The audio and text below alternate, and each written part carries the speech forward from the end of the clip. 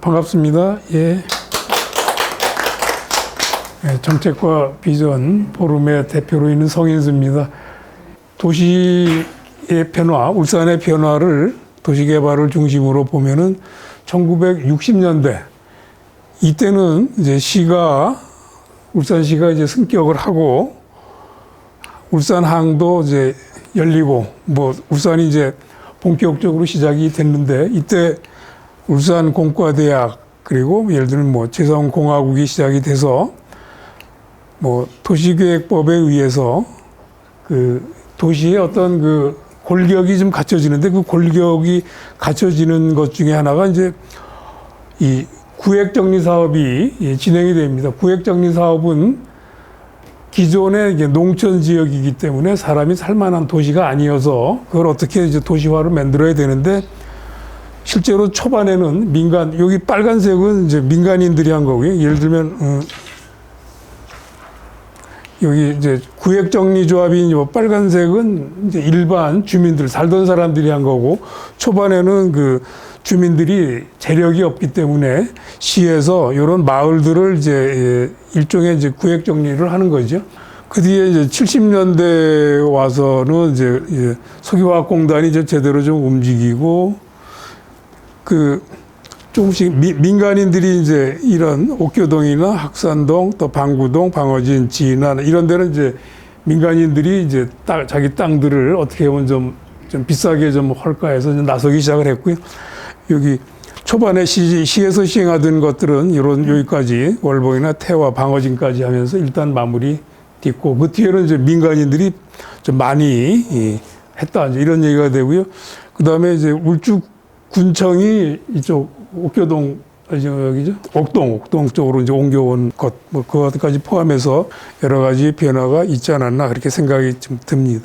그리고 이제 80년도쯤 되면은, 아까 이런 그 구획정리조합, 그러니까 원래 땅 주인들이 조합을 결성을 해가지고 택지를 개발해서 자기들 땅도 갖고, 일부 시에다가도 기부 체납하고 도로 만들고 해서 그렇게 넘기는 그런 것들이 여기 이제 이런데 남해동, 태화동, 월봉, 대송, 화정, 달삼, 삼산, 달동, 삼신, 언양, 서동 실제로 그런 식으로 좀 이게 전체적으로 포괄적으로 도시를 이제 꾸미는 것 그런 거보다는 이제 단지별로 저러다가 이제 큰 땅 팔면은 거기 이제 아파트 크게 좀 들어서고요. 나머지는 이제 그 땅 주인들이 조그만 땅 하나씩 차지하게 되는 형태로 도시가 이루어지고요. 그 다음에 85년도에 중구, 남구, 방어진, 그 다음에 동구로 이제 승격이 됐고, 뒤에 북구나 울주군까지는 나중에 합쳐지게 되고요. 어떤 택지난 해소라든지, 그래서 국가, 지자체, 이때는 이제 LH가 아니라 토지공사, 주택공사가 따로 있었을 때 얘기고요.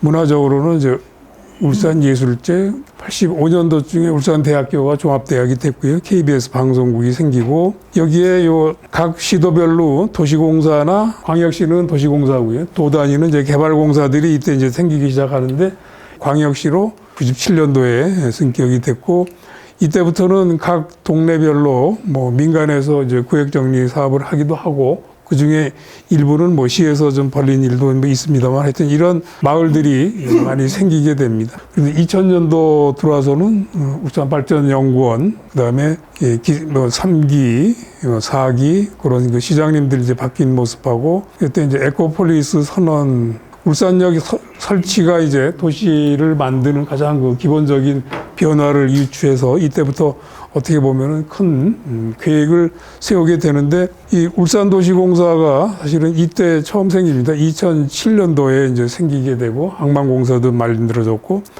부품형식센터, 테크노파크, 자유무역 지정, 그다음에 역세권에 관한 이제 개발을 도시공사도 이제 시작을 하게 됩니다. 그다음에 유니스트가 개교했고 기타 이런 발전이 도시와 함께 시작이 돼서 실제로 거기에 맞는 기반 시설들이 동시에 진행이 된 모습을 좀 볼 수가 있습니다. 8기의 10대 공약인데 여기에 보면은 이제 균형 발전을 위해서 개발 제한 구역을 그린벨트 해제하겠다는데 균형 발전은 그동안 해제가 안 돼서 억울하다고 생각하는 사람들도 좀 봐주자 뭐 그런 취지라고 생각이 들고요. 그다음에 그걸 가지고 맨 밑에 보면 파크 골프장, 뭐 공공 골프장, 야외 체육시설. 지금 그 제일 먼저 신문에 나온 게 이 파크 골프장이나 뭐 공공 골프장을 이제 하겠다는 얘기. 아마 가까운 사람들이 소유한 땅 근처로 가지 않을까 그런 생각이 드는. 그게 이제 나중에 자기 때를 대비해서 그런 작업이라고도 생각이 들고요. 거기에 뭐 소규모 주택 정비 활성화, 그다음에 뭐 의료산업 육성, 종합대학교 유치, 청년 청구, 관광도시.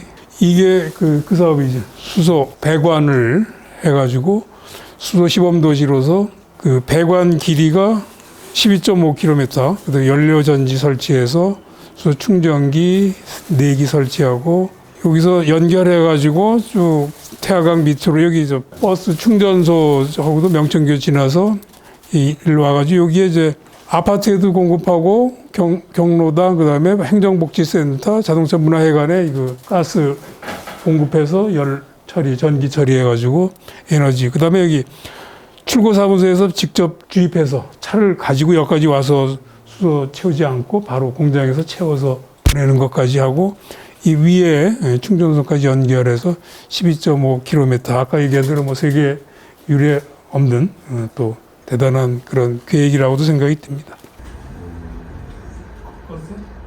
아니요.